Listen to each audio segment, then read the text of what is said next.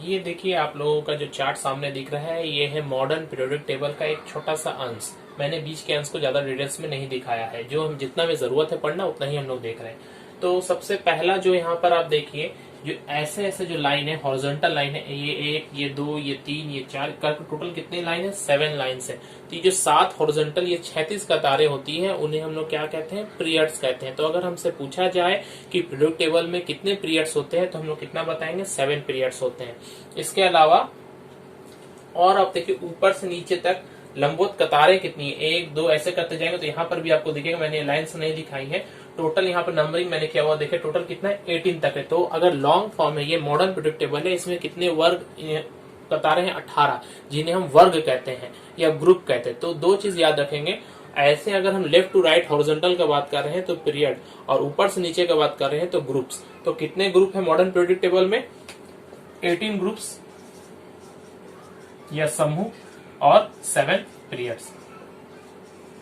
और मेंडेलिव के period table में अगर हमसे पूछे तो मेंडेलिव ने इस तरह से नहीं किया था। मेंडेलिव ने 1A 2A ऐसा डिवाइड किया था। ये जो आप देख रहे हैं ए और बी सेक्शन हम लोग देखेंगे, तो वो 18 ग्रुप्स उसके पास नहीं थे। उन्होंने जो टोटल बताया था, टोटल 8 ग्रुप्स थे। क्या थे? 8 ग्रुप्स और 7 पीरियड्स। ये कैसे है नहीं है ये हमें डिटेल्स नहीं जानना है, पीरियड्स वही रहेगा, बस ग्रुप्स चेंज हो रहे हैं, याद रखिएगा। मॉडर्न में 18 और मेंडेलिव के अगर पूछा जाए तो 8, और मेंडेलिव के में कौन सा ग्रुप मिसिंग था अगर ये खास करके पूछा जाए तो हम लोग ये लास्ट वाला जो देख रहे हैं, जिन्हें 0 ग्रुप भी नाम दिया गया है, ये ग्रुप जो है नोबल गैसेज है। क्यों? क्योंकि उस समय मेंडेलिव के समय में इस तरह की कोई भी गैसों का आविष्कार उस समय नहीं हुआ था, निष्क्रिय गैसों की खोज नहीं हुई थी, इसलिए उनके लिए कोई ग्रुप ही नहीं था। मगर बाद में देखा गया कि एक निष्क्रिय गैस जो किसी भी चीज से क्रिया नहीं करती है वो ये है। तो ये पूरा पीरियड आप लोगों को देखें, समझें कैसे पढ़ा जाता है, उसके बाद कैसे निकाला जाता है हम लोग बाद में पढ़ते हैं। तो इसे हम लोगों ने परमाणु संख्या के बढ़ते क्रम में सजाया। तो परमाणु संख्या हम लोगों ने 9 क्लास में 20 तक 20 तक याद किया था। सबसे पहले क्या किया था? हाइड्रोजन, उसके बाद हीलियम। तो देखिए फर्स्ट में ये है, और हीलियम यहाँ पर आ रहा है। क्यों आ रहा है? क्योंकि निष्क्रिय गैस है। हम लोग पढ़ेंगे कैसे क्या होता है। फर्स्ट पीरियड में, पहला पीरियड में 2 ही तत्व होते हैं, हाइड्रोजन और हीलियम, इसलिए पहले पीरियड को वेरी शॉर्ट पीरियड कहते हैं। देखिए इस चीज को, ऊपर में सिर्फ 2 है। और दूसरे पीरियड में देखिए हीलियम के बाद क्या आता है? 3 नंबर परमाणु संख्या में होता है लिथियम, फिर 4 नंबर में बेरिलियम, फिर 5 नंबर में बोरोन, फिर कार्बन, फिर नाइट्रोजन, ऑक्सीजन, फ्लोरीन, नियोन। ये 10 नंबर तक यहाँ पर आ गया। आप लोग यहाँ पर नीचे में इसकी परमाणु संख्या भी लिख सकते हैं, मेरे पास जगह कम है इसलिए मैं कम लिखा हूँ। ये अगर मैं 1 लिखूं यहाँ पर, ये 2, ये 3, ये परमाणु संख्या सबका, ये 5, ये 6, ये 7, ये 8, ये 9 और ये 10। इस तरह से फिर अगर नीचे आएंगे तो सोडियम में 11 हो जाएगा, ये 12 होगा, 13, 14, 15, 16, 17, 18, 19, 20। यहाँ तक हम लोग जानते हैं 20 तक। कैसे निकाला जाता है कि कौन सा किस पीरियड में होगा, तो उसको जानने के लिए फॉर एग्जाम्पल सोडियम को हम लोग देख लेते हैं, उसके इलेक्ट्रॉनिक विन्यास हम लोग निकाल लेते हैं। यहाँ पर देख लेते हैं सोडियम में कितने परमाणु संख्या है? 11। पहले कक्ष में देखें K, L, M, 3 कक्ष होते हैं इसमें। पहले में 2 और बीच वाले में 8 और M में कितना हो गया? 1। ये है इसका इलेक्ट्रॉनिक विन्यास। 11 प्रोटॉन होने की वजह से, या 11 प्रोटॉन होने के बाद चूंकि उतना ही इलेक्ट्रॉन होते हैं, इसे इलेक्ट्रॉनिक विन्यास कह रहे हैं। इसमें इलेक्ट्रॉन्स जो है वो सजे होते हैं। कैसे सजे होते हैं? K कक्ष में, मतलब सबसे नजदीक जो केंद्रक का होता है, आप लोगों ने पढ़ा है इसे, ये केंद्रक है, ये सबसे पहला नजदीक, यहाँ पर 2 इलेक्ट्रॉन है, इसके बाद एक और है, इसके बाद एक और है। तो इस तरह से टोटल कितने कक्ष हो गए? 3 कक्ष हो गए। तो टोटल कक्षों की संख्या जो होती है, सेल्स की जो संख्या होती है, वो बतलाता है कि कौन से पीरियड में होगा। तो सोडियम में कितने कक्ष है? 1 2 3। तो कितने पीरियड में है? देखिए 3rd पीरियड में है। और बाहरी कक्ष में इलेक्ट्रॉन्स कितने? बाहरी कक्ष में यहाँ पर कितने इलेक्ट्रॉन्स है? 1 इलेक्ट्रॉन है। तो 1 इलेक्ट्रॉन जो है इसलिए पहले ग्रुप में है। अब हम इसी तरह से बेरिलियम को देख ले। 4, पहला कक्ष में 2, दूसरे में कितना होगा? 2। तो इसमें टोटल कितने कक्ष हैं? K और L, टोटल सेल्स कितने हैं? 2। तो 2 सेल्स होने की वजह से ये 2nd पीरियड में। और बाहरी कक्ष में कितने इलेक्ट्रॉन है? 2 इलेक्ट्रॉन है बाहर में, तो ये दूसरे पीरियड में है। हम लोगों ने समझा किस तरह से किया जाता है। अब इसी तरह से अगर हमें कैल्शियम के बारे में पूछे तो कैल्शियम हम लोग क्या लिखते हैं? कैल्शियम 20, K में 2, L में 8, M में मैक्सिमम कितना हो सकता है? 18 हो सकता है। मगर हम लोगों ने जाना पहले 8 तक फुल होता है, उसके बाद फिर नेक्स्ट वाला चला जाता है, ये 8 और फिर N2। तो कितने कक्ष हो गए, 1 2 3 4 कक्ष हो गए ना। तो 4 कक्ष हो गए, तो इसका मतलब 4 सेल्स होने की वजह से ये 4th पीरियड में है। अब 4th पीरियड में कहां पर होगा, यहाँ कहीं भी हो सकता है 4th पीरियड। तो ये पूरा है यहाँ से यहाँ तक, किस वर्ग में होगा वो निकालने के लिए बाहरी कक्ष में कितने इलेक्ट्रॉन है, 2 इलेक्ट्रॉन है। तो ये 2nd पीरियड में है। क्लियर हुआ। अब हम लोग पढ़ेंगे इनके बारे में भी जरा पढ़ ले, ये कैसे निकालते हैं हम लोग। ऑक्सीजन को ध्यान दीजिए, ऑक्सीजन कहां पर है, ये ऑक्सीजन कितनी परमाणु संख्या है, 8। के कक्ष में कितना होगा, 2। एल में कितना होगा, 6। कितने कक्ष हैं, 2 कक्ष, 2 घर कह सकते हैं, 2 शेल्स। तो इसका पीरियड कहां पर होगा, 2nd पीरियड में। 2nd पीरियड में कहीं भी हो सकता है, ये कहीं भी हो सकता था, मगर अगर इसका वर्ग निकालना है तो बाहरी कक्ष में कितने इलेक्ट्रॉन है, 6 इलेक्ट्रॉन है। तो हम क्या कहेंगे, 6th में है। कहने का मतलब इसे हम लोग रोमन नंबर से बताते हैं। जैसे वो क्लास हम लोग लिखते हैं ना, क्लास 1 क्लास 2, तो 6A लिखेंगे। पहला जितना हम सब पढ़ने वाले हैं 20 तक, सबका सब A है, B में कोई भी नहीं है। तो ये 6A, तो ऑक्सीजन क्या हो गया, 6A। अब अगर क्लोरीन देख लेते हैं, क्लोरीन कितना है, 17। K में कितना है, 2। L में कितना है, 8। M में कितना है, 7। 2 8 10, 7 7 17। कितने कक्ष हो गए बोलिए, 1 2 3। तो 3 कक्ष होने पर 3rd पीरियड होगा। 3rd पीरियड यहाँ पर है, 3rd पीरियड कहीं भी हो सकता है। तो इस 3rd पीरियड में लास्ट में देखिए कितने इलेक्ट्रॉन्स हैं, 7 इलेक्ट्रॉन्स हैं। तो 7A, तो 7A 7A में है। तो ये हर एक को है सेल्स कहते हैं, हर एक जो जगह सेल, CE सेल, घर। और शेल्स, ये जो K और L M है, ये शेल है, SHELL शेल। तो इस चीज को आप ध्यान रखेंगे, शेल और सेल में कंफ्यूज मत होइएगा, 2 अलग अलग टर्म है। एक है शेल, शेल मतलब KLM, और एक है सेल। सेल का मतलब एक एक घर को हम सेल कह रहे हैं। तो यहाँ पर ये जो सेल है, इसका कैसे पता चलेगा, हॉरिजॉन्टल में आप क्लोरीन के लिए देखिए 3rd पीरियड और 7th। समझ में, इस तरह से हम 20 तक तो निकाल ही सकते हैं, 20 के बाद हम लोगों को अभी निकालने की जरूरत नहीं है, बस थोड़ी थोड़ी जानकारी हम लोगों को रख लेना है। अब फॉर एग्जांपल हीलियम है, हीलियम को कैसे पता करेंगे, के कक्ष में सिर्फ 2 के 2 ही रह सकते, 2 से ज्यादा हो नहीं सकते के में। तो एक ही कक्ष है, तो एक ही कक्ष है मतलब पहला पीरियड। अब पहला पीरियड में 2 घर है यहाँ और यहाँ कहाँ होगा, तो बाहरी कक्ष में कितने इलेक्ट्रॉन है, 2 इलेक्ट्रॉन है। बस यहाँ पर आपको ध्यान देना है कि बाहरी कक्ष में अगर अधिकतम इलेक्ट्रॉन रह सकते हैं, अगर उतने इलेक्ट्रॉन हैं, तो वो क्या होता है, निष्क्रिय गैस होता है। तो हीलियम एक निष्क्रिय गैस है, इसलिए हीलियम निष्क्रिय गैस के लिए 0 ग्रुप हम कहेंगे। यहाँ पर 2 ग्रुप बोलकर कोई ग्रुप नहीं, 2 अगर बोलेंगे तो फिर यहाँ पर आ जाएगा, ये 2 हो जाएगा, नहीं। यहाँ पर 2 कहने का मतलब अधिकतम इलेक्ट्रॉन हो चुका है, इसलिए ये निष्क्रिय गैस है। यहाँ पर सेकंड एग्जाम्पल देख ले, नियोन को भी देख ले, समझ में आ जाएगा। नियोन कितना है, 10, K में 2 और L में 8। 1 2 कितना पीरियड हुआ, 2। सेकंड पीरियड में कहाँ है, अब देखना है। तो बाहरी कक्ष में कितना इलेक्ट्रॉन है, 8। बाहर में L में 8 रह सकता है, मैक्सिमम 8 है, अर्थात ये क्या है, एक निष्क्रिय गैस है, इनर्ट गैस है। तो निष्क्रिय गैस का ग्रुप तो हम जानते ही कहाँ होता है, वो 0 ग्रुप में होता है। ये 18th ग्रुप, अगर मॉडर्न के हिसाब से बोलेंगे तो 18 ग्रुप, तो हम 18 ग्रुप ही बोलेंगे, या 18 की जगह हम अगर 0 रहेगा तो 0 भी बोल सकते हैं। 0 ग्रुप कहा जाता है, ओ ग्रुप नहीं, 0 ग्रुप कहेंगे। ये जो ब्लॉक, ये जो है इसे 4 ब्लॉक में, 4 खंड में बांटा गया है। तो पहला जो ये 1 और 2 का जो खंड है, इसे हम लोग S ब्लॉक कहते हैं। क्या कहेंगे, S ब्लॉक, छोटे अक्षर से ही हम लोग लिखें, ज्यादा बेटर होगा। तो ये जो दोनों है, इस दोनों को कहा जाएगा S ब्लॉक। और ये जो है 13 से 17 तक, इसे हम लोग कहते हैं P ब्लॉक। और ये पूरा, ये जो है बीच का, इसे हम लोग कहते हैं D ब्लॉक। और 2 आप अलग से नीचे में आपको दिखेगा, यहाँ पर से लैंथेनाइड, बेरियम के बाद में ही आप लोग देख लें, यहाँ पर लैंथेनाइड और एक्टिनॉइड। तो लैंथेनाइड, एक्टिनॉइड, ये एक जैसे तत्व बहुत सारे इसके एक साथ है, तो इसे एक अलग से नीचे में दिखाया गया है, उसे हम लोग F ब्लॉक एलिमेंट्स कहते हैं, F ब्लॉक। तो हमने पीरियोडिक टेबल को, मॉडर्न पीरियोडिक टेबल को 4 खंडों में बांटा है, S P D F। ये S P D F क्या है, ये जो इलेक्ट्रॉन के जो कक्ष होते हैं, उन कक्षों के अंदर में छोटे छोटे ऑर्बिटल्स होते हैं, वो हम लोग पढ़ेंगे हायर क्लासेस में। तो उन्हीं के आधार पर इन्हें 4 ब्लॉक्स में बांटा गया है। S, ये पूरा यहाँ से यहाँ P है, S P D बीच वाले और F। इनमें से S ब्लॉक जो है ये एस ब्लॉक में पहला वाला जो ग्रुप है इसका एक स्पेशल नाम दिया गया है। पहले वाले ग्रुप को हम लोग क्या कहेंगे, एस ब्लॉक के फर्स्ट ए मतलब 1A जो है हमारा, इसे हम लोग कहते हैं अल्कली मेटल्स, क्षारीय तत्व। सब के सब धातु हैं।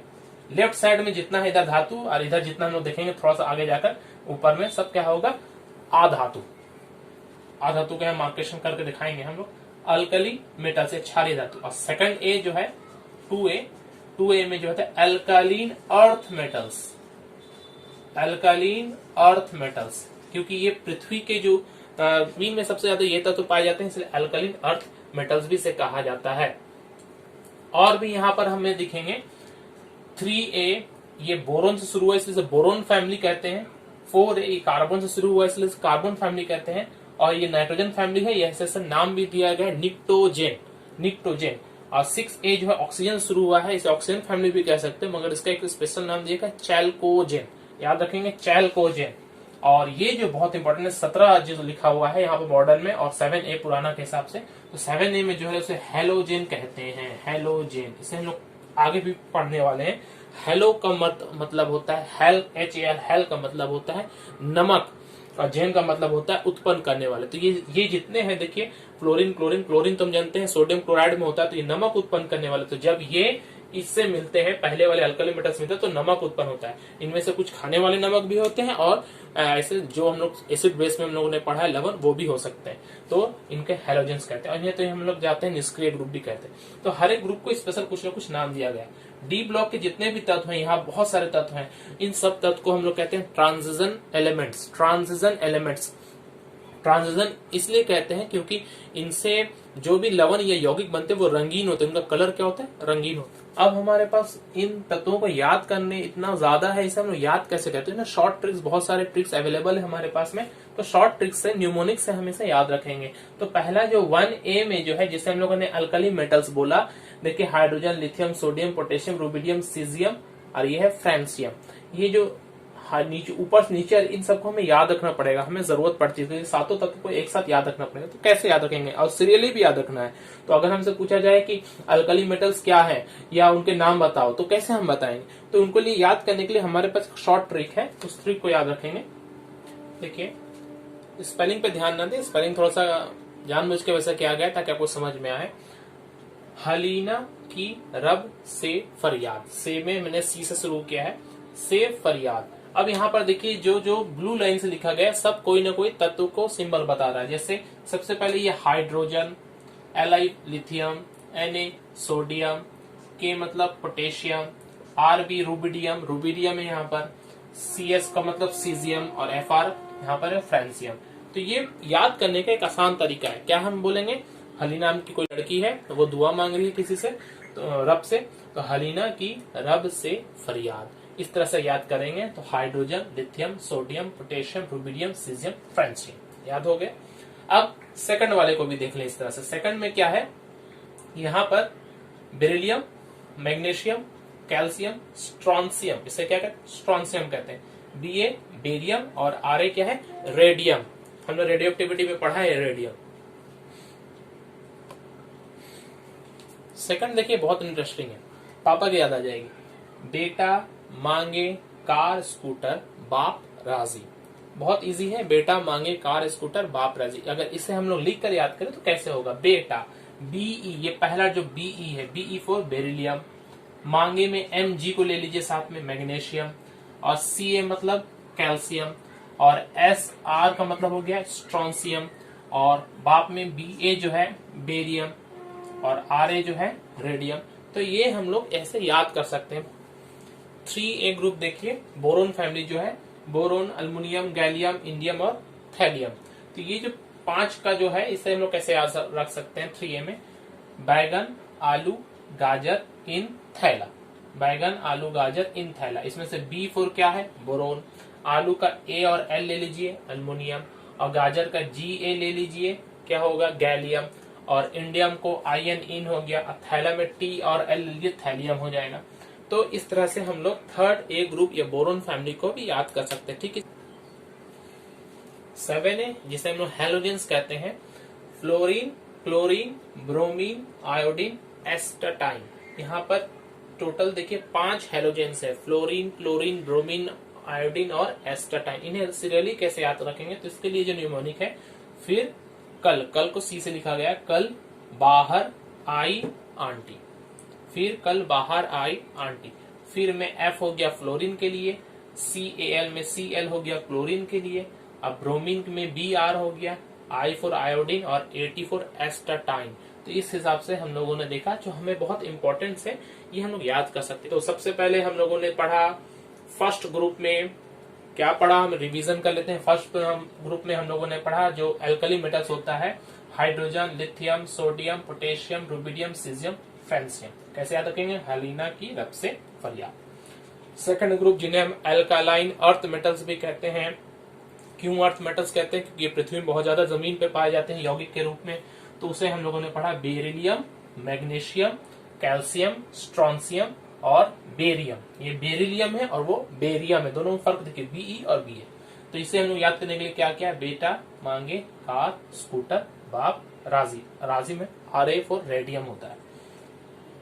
अब थर्ड ए जो हम लोगों ने पढ़ा, थर्ड ए क्या था, बोरोन फैमिली जो था, बोरोन, अल्मुनियम, गैलियम, इंडियम और thallium.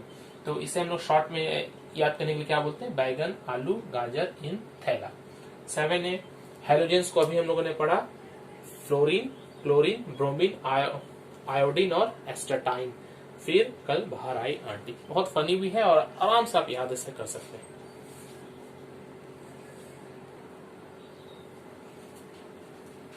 Periodic properties, periodic table में अलग अलग गुण वर्ग और आवर्त के बदलने से कैसे चेंज होते हैं। सबसे पहला गुण जो हम पढ़ने जा रहे हैं, एटॉमिक साइज, परमाणु का आकार कैसे चेंज होता है। एक ही वर्ग में जब हम ऊपर से नीचे आते हैं तो हम देखते हैं परमाणु का आकार क्या होता है, बढ़ता है। और एक ही आवर्त में जब हम बाएं से दाएं जाते हैं, लेफ्ट टू राइट जाते हैं, तो हम क्या देखते हैं, परमाणु का आकार घटता है। ये दोनों चीज को अगर हम समझना चाहें तो हमने अभी बहुत सारे वर्ग के बारे में पढ़ा, पहला वर्ग के बारे में ही समझ लेते। तो पहला वर्ग हमारे पास जो था, जिसे हम अल्कली मेटल्स कहते हैं, हाइड्रोजन, हीलियम जो हमारे पास था, सॉरी सोडियम, हलीना की, याद आ रहा है, रब से फरियाद था ना, ये hydrogen, lithium, sodium, potassium, rubidium, caesium, francium. अब ये जब ऊपर से नीचे आएंगे, जैसे नीचे की तरफ जा रहा है, हाइड्रोजन से लिथियम जा रहा है, तो देखेंगे लिथियम जो है, क्योंकि ऊपर से नीचे आने में परमाणु का आकार क्या होता है, बढ़ता है। तो लिथियम का आकार हाइड्रोजन से बड़ा होगा, सोडियम का आकार इससे बड़ा होगा, पोटेशियम इससे बड़ा। तो सबसे बड़ा कौन हो गया यहाँ पर, फ्रांसियम हो गया। मगर थोड़े से कुछ डिफिकल्ट कारण की वजह से हम देखते हैं सीजियम जो है वो सबसे बड़ा होता है। खैर हम यहाँ पर जानेंगे कि ऊपर से नीचे आने पर परमाणु का आकार क्या होता है, वो धीरे धीरे और बढ़ते जाएगा। क्यों बढ़ते जाएगा, क्योंकि जैसे से नीचे की तरफ आ रहे हैं हम देख रहे हैं आवर्त बढ़ रहा है। और आवर्त कब बढ़ता है, जब बाहर का कक्ष जो है वो संख्या जो है बढ़ती है। हाइड्रोजन में सिर्फ ये जो परमाणु था हमारे पास, हाइड्रोजन का परमाणु, इसके पास एक केंद्रक में सिर्फ एक ही कक्ष है। लिथियम में एक केंद्रक में 2 कक्ष हैं, सोडियम में 3 कक्ष हैं। तो जैसे हम देख रहे हैं परमाणु का आकार क्या हो रहा है, बढ़ रहा है। तो परमाणु का आकार एक ही वर्ग में ऊपर से नीचे आने पर बढ़ता है। अब अगर आवर्त में ही जाएं, हम लेफ्ट टू राइट जाएं, तो क्या होगा, परमाणु का आकार क्यों घटेगा, वो हम लोग देख लेते हैं। तो कोई भी एक बार, जैसे मैं सेकंड पीरियड का ही अगर बात कर ले, या थर्ड सेकंड का ही बात कर लेते हैं। सेकंड पीरियड का कुछ तत्वों का नाम बताया, आप लोग पीरियोडिक टेबल में आप लोगों को दिखाया जाएगा, वहां ध्यान दें। सोडियम, मैग्नीशियम, सब सेकंड पीरियड के बारे में, सॉरी थर्ड पीरियड आप लिख लीजिए।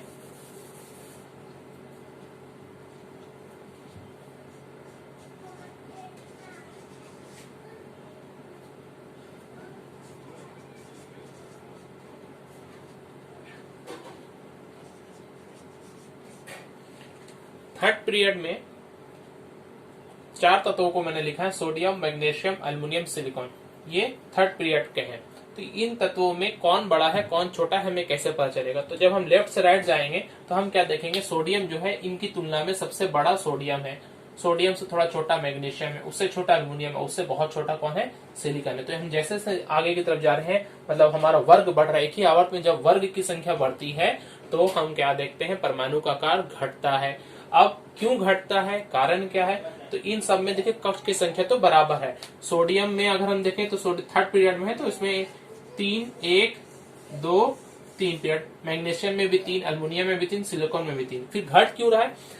जब सब में अंदर में केंद्रक तो है, केंद्रक में प्रोटॉन, चूंकि परमाणु संख्या बढ़ रही है उधर जाने पर, तो केंद्रक में प्रोटॉनों की संख्या बढ़ रही है। जैसे केंद्रक में प्रोटॉनों की संख्या बढ़ेगी तो केंद्रक में प्रोटॉन जो होते हैं वो बाहरी कक्ष के इलेक्ट्रॉन को अपनी तरफ आकर्षित करते हैं। जितना ज्यादा प्रोटॉन होगा उतना ज्यादा आकर्षण होगा, तो बाहरी कक्ष जो है वो केंद्रक की तरफ छोटा आकर छोटा होने लगेगा आकर्षण बढ़ने की वजह से।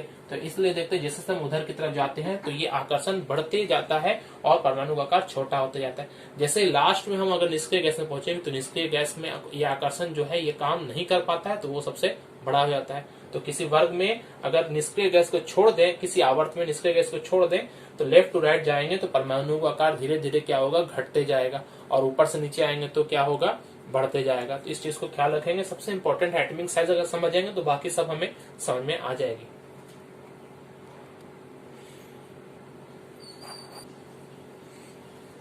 सेकंड पॉइंट है धात्विक गुण या मेटेलिक प्रॉपर्टी। तो पहला हम लोगों ने एटॉमिक साइज के बारे में पढ़ लिया। अब एटॉमिक साइज के बारे में अगर हम लोगों ने पढ़ लिया तो अब हम क्या पढ़ेंगे कि मेटेलिक प्रॉपर्टी जो है वो एटॉमिक साइज के साथ साथ ही बढ़ता है। जैसे जैसे एटॉमिक साइज चेंज होगा वैसे ही मेटेलिक प्रॉपर्टी चेंज होगा। मतलब अगर परमाणु का आकार बड़ा है तो उसका मेटेलिक गुण क्या है, वो अच्छा धातु कहलाएगा, और परमाणु का आकार अगर छोटा है तो वो थोड़ा अधातु कहलाएगा, वो अच्छा धातु नहीं कहलाएगा। धात्विक गुण परमाणु के आकार के साथ में सीधा समानुपाती हो रहा है। तो ये जो मेटेलिक प्रॉपर्टी जो है एटॉमिक साइज, ये क्यों हो रहा है, कारण हम समझेंगे। तो एक धातु कैसा, कब अच्छा धातु कहलाता है, जब वो बाहर से इलेक्ट्रॉन को आसानी से छोड़ दे और धनायन बनाए, मतलब धनायन बनने की प्रवृत्ति जिसमें होती है वो अच्छा धातु कहलाता है। तो जब परमाणु का आकार बहुत बड़ा होता है तो केंद्रक से जो बाहरी इलेक्ट्रॉन की दूरी होती है वो बहुत कम होती है।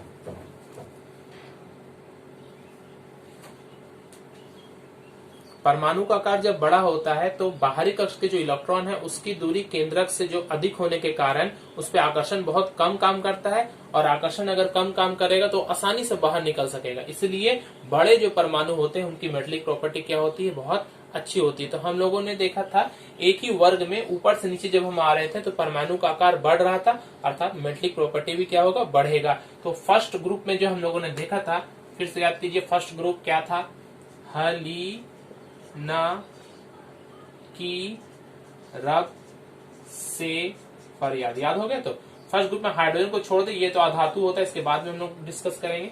लिथियम, सोडियम, पोटेशियम, जैसे नीचे की तरफ आ रहे हैं परमाणु का आकार बड़ा हो रहा है और धात्विक गुण भी बड़ा हो रहा है। तो सबसे अच्छा धातु कौन हो गया, फ्रेंशियम हो गया।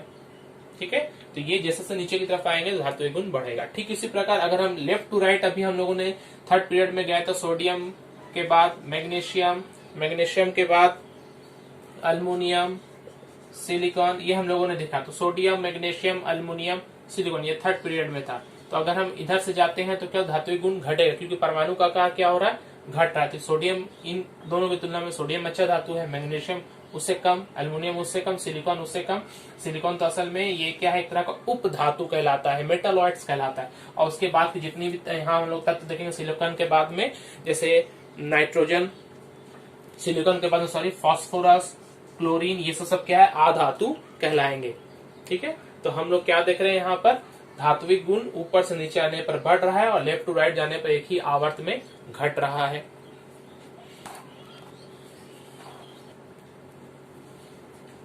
मोस्ट इलेक्ट्रोपॉजिटिव एलिमेंट में सबसे अच्छी धातु, इलेक्ट्रोपॉजिटिव धातु कहलाती है तो सीजियम। हम लोगों ने पढ़ा अभी फ्रेंशियम, मैंने कहा था फ्रेंशियम में जस्ट ऊपर वाला जो होता है वो सीजियम। मोस्ट इलेक्ट्रोनेगेटिव एलिमेंट, सबसे ज्यादा अच्छा इलेक्ट्रोनेगेटिव या सबसे अच्छा आधातु अगर कहें तो फ्लोरीन। फ्लोरीन के बाद नेक्स्ट नंबर आता है ऑक्सीजन का, इससे ध्यान रखेंगे। इसके अलावा मेटालॉइड्स के बारे में कभी कभी आप लोगों से पूछ सकते हैं मेटालॉइड्स क्या है। मेटालॉइड्स को हम लोग हिंदी में उपधातु भी कहते हैं। उपधातु मतलब ऐसे पदार्थ जिनमें धातु और अधातु दोनों के गुण पाए जाते हैं, उन्हें क्या कहेंगे, मेटालॉइड्स कहेंगे। तो हमारे पास पीरियोडिक टेबल में आप लोग अगर गौर करेंगे तो सीढ़ी नुमा आकृति है, आप लोग को दिखाया जाएगा। तो सीढ़ी नुमा आकृति में आप लोगों को मिलेगा कि कौन कौन से हमारे पास उपधातु, तो सिलिकॉन, जर्मेनियम, आर्सेनिक,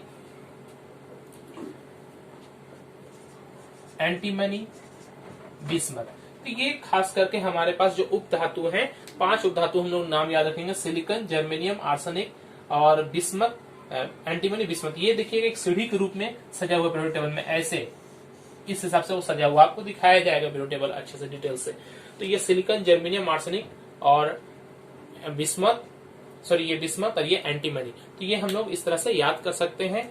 क्वेश्चंस आता है हमारे पास मेटालॉइड्स क्या है, तो वे पदार्थ जिनमें धातु धातु दोनों के गुण पाए जाते हैं उन्हें मेटालॉइड्स कहते हैं, और कुछ एग्जांपल्स यहाँ पर दिया गया है। इसके बाद हेलोजेंस कभी कभी आपसे पूछा जाता है। हेलोजेंस, हेलोजेंस का मतलब होता है, हेल का मतलब होता है सॉल्ट या लवण, और जेंस का मतलब होता है बनाने वाला, प्रोड्यूस। तो हमारे पास हेलोजेंस कौन है, तो पीरियोडिक टेबल में अगर लॉन्ग फॉर्म में बोलेंगे तो 17 ग्रुप, और अगर हम लोग नॉर्मल मेंडलीव के पीरियोडिक टेबल अगर हमसे पूछे तो 7A। तो 7A या 17 ग्रुप में जो तत्व पाए जाते हैं उन्हें हेलोजेंस कहते हैं। कौन कौन से थे, तो हम लोगों ने याद किया था, फिर, कल, बाहर, आई, आंटी। ये जो है फ्लोरीन, क्लोरीन, ब्रोमीन, आयोडीन और एस्टाटाइन, ये हमारे हेलोजेंस हैं। ये बहुत ही इलेक्ट्रोनेगेटिव होते हैं। ये सबसे इलेक्ट्रोपॉजिटिव जितने धातु हैं जैसे सोडियम, मैग्नीशियम, लिथियम, उनके साथ क्रिया कर कर लवण बनाते हैं।